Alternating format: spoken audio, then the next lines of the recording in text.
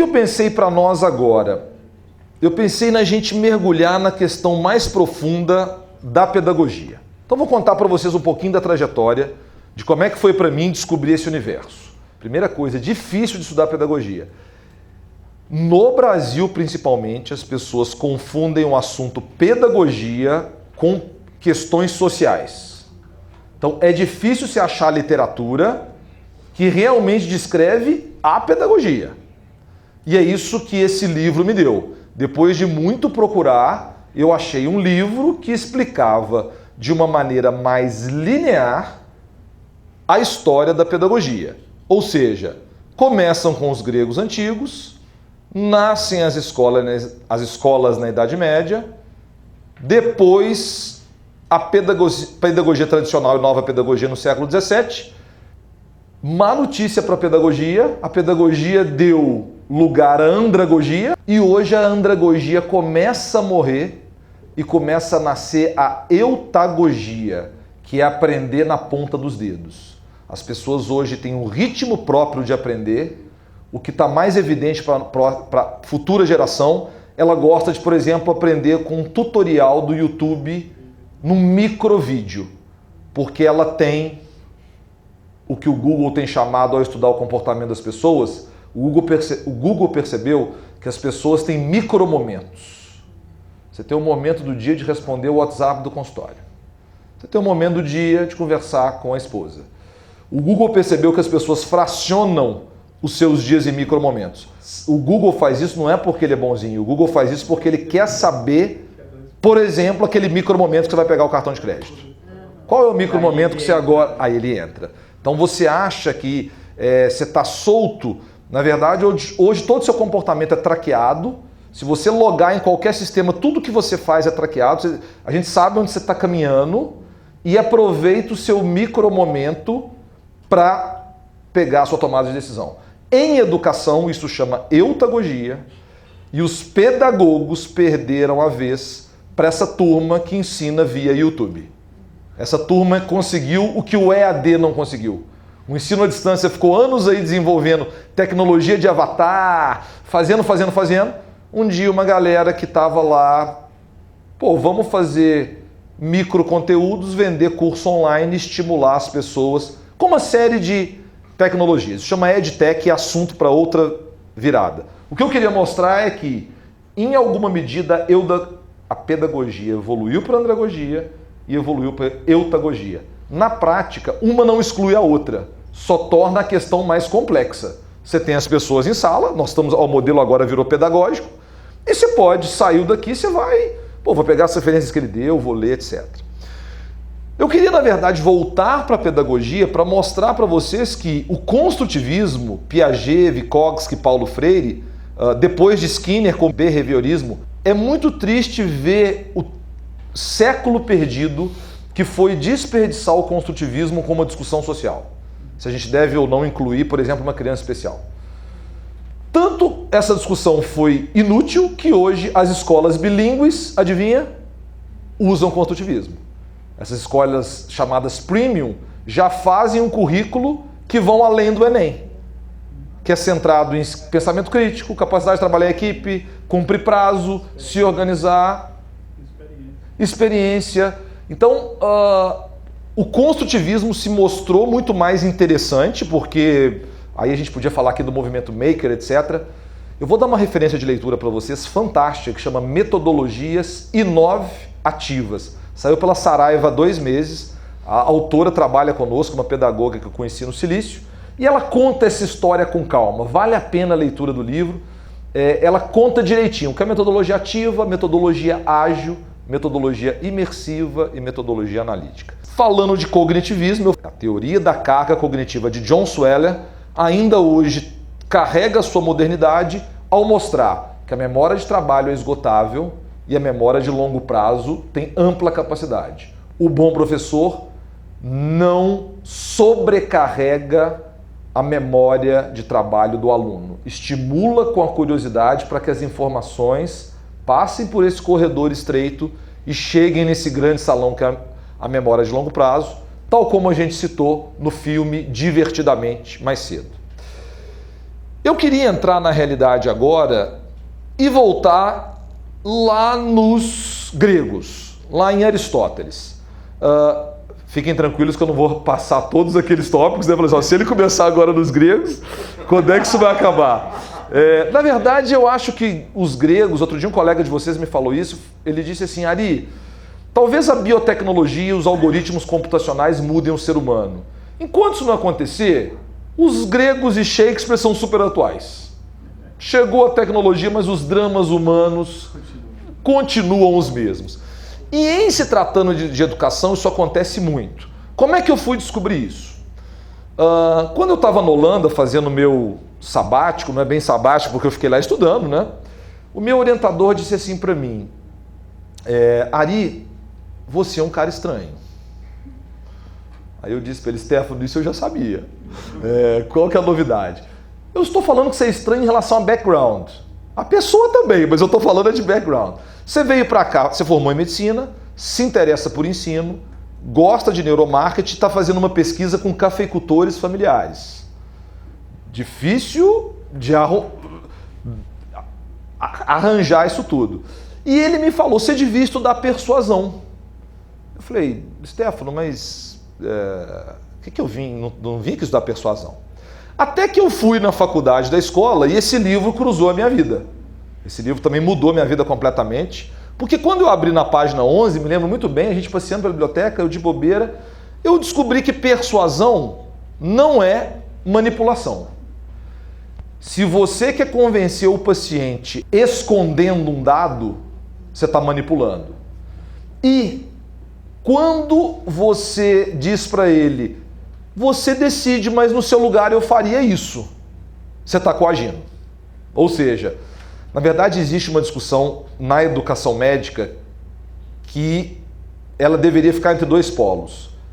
A educação em si e a coerção, porque a assimetria de conhecimento é muito grande. Você nunca vai conseguir virar para um paciente e realmente criar uma atmosfera absolutamente de livre escolha. De alguma maneira ali, a sua simetria de conhecimento vai virar e dizer em algum momento, doutor, inclusive eu estou te pagando para que o senhor tome essa decisão por mim, né? Eu não sei qual decidir. Mas por que eu me apaixonei com esse livro? Porque na página 11 ele falava assim, pense no persuasor como um professor que conduz as pessoas passo a passo para uma solução, fazendo-as perceber essa solução por si só. E eu olhei isso, cara, eu falei, caramba, mas... Primeiro, eu dou aula desde os 16 anos, comecei a dar aula para o meu vizinho, dava aula particular, cobrava meia brama por hora. Depois eu aprendi que vários vizinhos davam mais que meia brama, já comecei a trabalhar com pequenos grupos, mas eu aprendi a dar aula mesmo, foi no tablado de cursinho. E quando eu vi isso, eu me identifiquei, porque eu falei, esse sou eu. E depois, só agora, muitos anos depois, eu fui perceber a relação disso com o consultório médico. É óbvio, né? Você tem um paciente com doença crônica na sua frente. Ele precisa aderir. A dieta do bipolar está aí. Só que se ele não perceber que ele precisa, não adianta. Vocês devem estar me perguntando, o que isso tem a ver com pedagogia? É nesse livro que ele descreve esses indicadores. Ele mostra que os gregos valorizavam tanto a oratória que surgem os sofistas como indivíduos que dizem, não importa o que se fala, importa como se fala. O que importa é a retórica. A retórica até ficou mal entendida desse tempo. Platão critica essa condição e diz, o orador é um formador de opinião. Do ponto de vista ético, se o orador não é um indivíduo íntegro, o prejuízo para a comunidade é tremendo. Então esquece os sofistas e foca na qualidade do orador. Aí Aristóteles vem para dar o balanço da questão. Ele mostra que, na verdade, as três coisas são importantes. Ou seja, vamos aqui devagar. Ethos, o que é do comunicador. O que esse livro defende? O bom comunicador tem didática, basicamente fala de forma clara, pausada e objetiva. Tem expertise e autoridade no assunto. O orador somebody love, muito bom comunicador, não é persuasivo na sua oratória. as pessoas sabem que aquilo é vazio. E sim, ele aproveita a atração social, seja por empatia, carisma, isso aqui que é dificílimo de ensinar, ou similaridade. Um dos elementos fundamentais da oratória é a congruência social. Ele se veste da forma com que eu espero que ele se vista. Dar aula para o residente não é como dar aula para colegas formados. Eu não uso essa roupa para trabalhar no agronegócio. Se eu chegar lá assim, eu que já sou estranho, eles olham, você vê, entrou um maluco aqui de terno médico, eu não me visto como eles, que ia ficar fake, mas eu ponho uma roupa mais coloquial, uso uma bota, porque eu já crio mais essa conexão. Então nesse livro ele descreve passo a passo unha, cabelo e cinto de mulher, cinto não, sapato, mostrando que o exagero é ruim, mas não ter congruência também e por aí vai. Eu deixei para vocês aí alguns indicadores como reflexão para vocês terem como uma espécie de guia. O que eu faço bem, o que eu não faço e como eu posso evoluir. Obviamente, como em todas as áreas humanas, a evolução é constante. Sobre a mensagem, ele fala assim, uma boa mensagem ela é contextualizada à vida real. O indivíduo que não é expert, colocar de outra forma, ele costuma lidar com as questões mais complexas e caóticas com muita dificuldade. É genuíno você trocar questões complexas por simples e usar sistema 1. Mas ele faz isso de forma excessiva. Então você precisa, olha, isso tudo aqui é para na vida real, diante de um paciente, você fazer as seguintes perguntas que eu demorei 10 anos para aprender a identificar a hipomania. Basicamente são essa. Agora eu entendi. Aí ele vai, porque isso chama conhecimento proximal. O que você me ensinou é mais próximo de mim, da minha realidade. Não é algo distante e muito etéreo. Tem lógica, coerente com o que eu acabei de falar, tá lá na a lógica do cisne negro, não estou lembrado do começo do nome do livro. Os acadêmicos explicavam por A mais B por que só existiam cisnes brancos. Então a Academia Royal Inglesa explicava sobre a penugem, as possibilidades, até que um dia alguém vai na Austrália e o que ele descobre? Um lago de cisnes negros.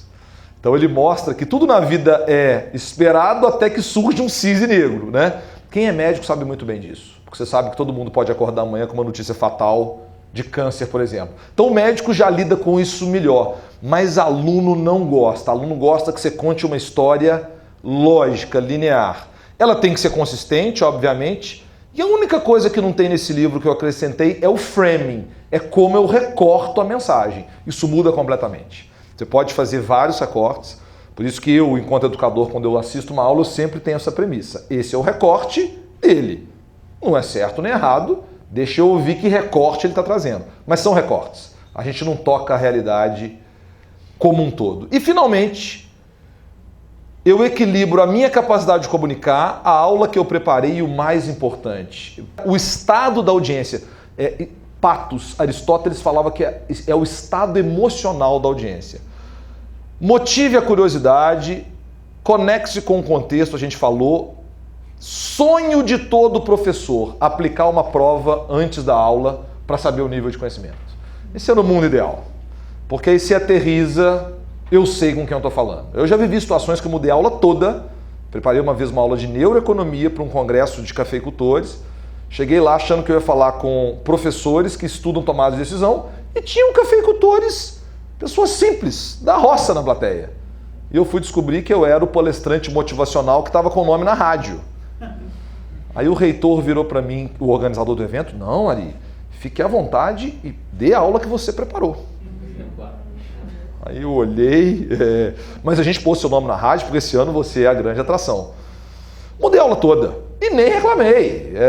Foi tão legal, depois o MGTV lá do Triângulo Mineiro nos convidou para dar uma entrevista, deu certo essa história, né? Então um bom professor, ele se adequa ao nível de conhecimento do assunto.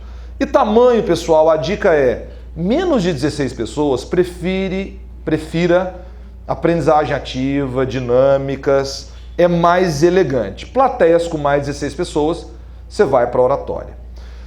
Dica final sobre o professor, características do professor. Ele é confiante, ele é não ameaçador, ele tem credibilidade, é confiável e exerce essa atração social. Se vocês repararem, é o que um paciente espera de um médico. Eu quero um médico confiante, que não me ameace, tenha credibilidade, seja confiável e se conecte comigo. Então, eu estou botando o exemplo dos gregos porque não mudou. O que Aristóteles definiu como comunicação persuasiva, você pode usar dando aula, você pode usar conversando one-to-one, você pode ser um ator que usa isso no palco, enfim. O uso é extenso. Para fechar o nosso dia, eu queria rapidamente comentar com vocês que persuasão não é só um componente lógico de boa razão, além de ganhar confiança, inclui induzir emoções.